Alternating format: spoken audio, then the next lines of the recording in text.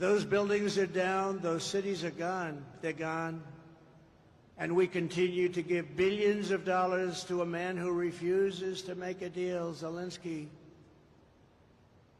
There was no deal that he could have made that wouldn't have been better than the situation you have right now. You have a country that has been obliterated, not possible to be rebuilt. It'll take hundreds of years to rebuild it. There's not enough money to rebuild it if the whole world got together. They're not going to be satisfied until they send American kids over to Ukraine, and that's what they're trying to do. And the moms and dads of America don't want their kids fighting Ukraine and Russia, and we're not going to have our soldiers die across the ocean.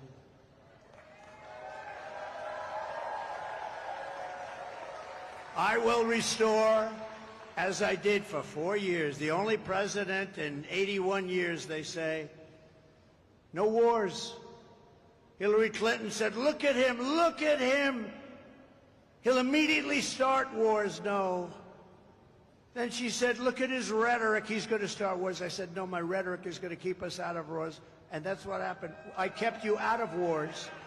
My rhetoric kept you out of wars. I stopped wars from happening. If it were somebody else, they would have gotten 5 Nobel Prizes. I never even got a mention, and I wouldn't, because I happen to be a different kind of a person, and the fake news treats me much differently than they treat other people. Obama got a Nobel Peace Prize, and he didn't even do it. He said, why did I get it? He had no idea. It was immediate as soon as he walked into office, practically. He didn't do anything. What I've done is incredible. The Abraham Accords alone, incredible. But they haven't done anything with it. We would have had every country just about in the Middle East signed into the Abraham Accords, but the Abraham Accords brought peace. We would have had total peace in the Middle East. But I don't care about that. With the Nobel Prize, I had so many people, you should get the Nobel Prize. I said, don't worry about it. They don't get the Nobel Prize to certain people. But these are the people that get things done. These are the people that understand strength, and they understand peace, because we will restore peace through strength. We will rebuild our cities, including Washington, D.C., making them safe, clean, and beautiful again. We will keep the U.S. dollar as the world's reserve currency.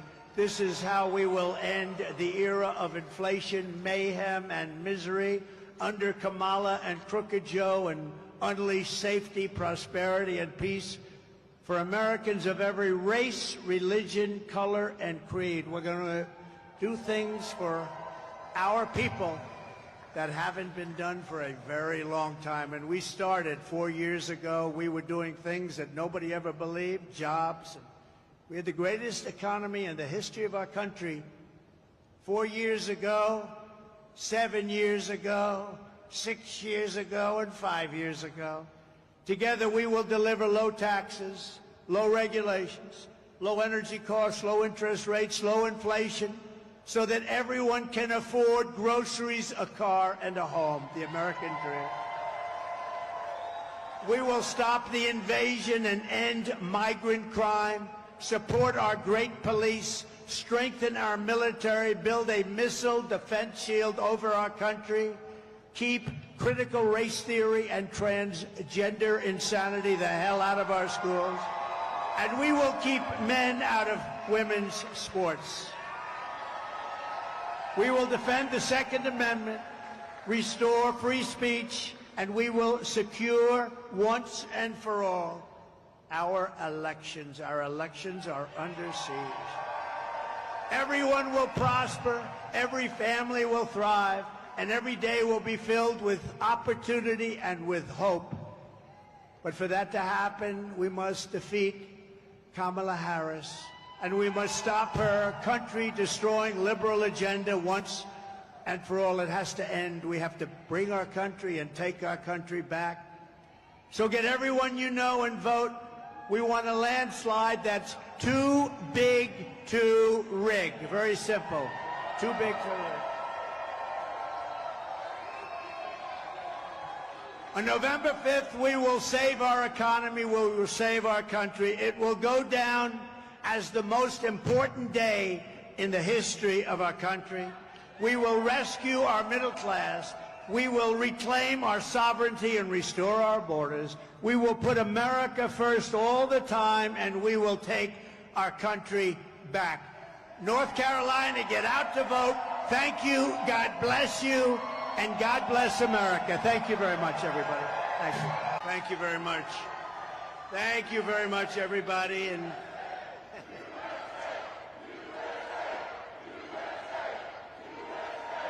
thank you very much. A very big hello to North Carolina, special place.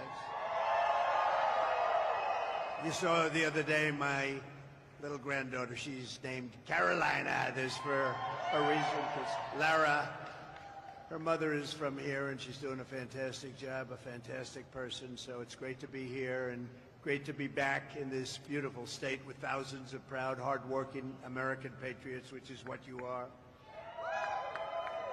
I want to thank very much Glenn Mosak and everyone at the Mosak Group for welcoming me today. This is a beautiful, fantastic place.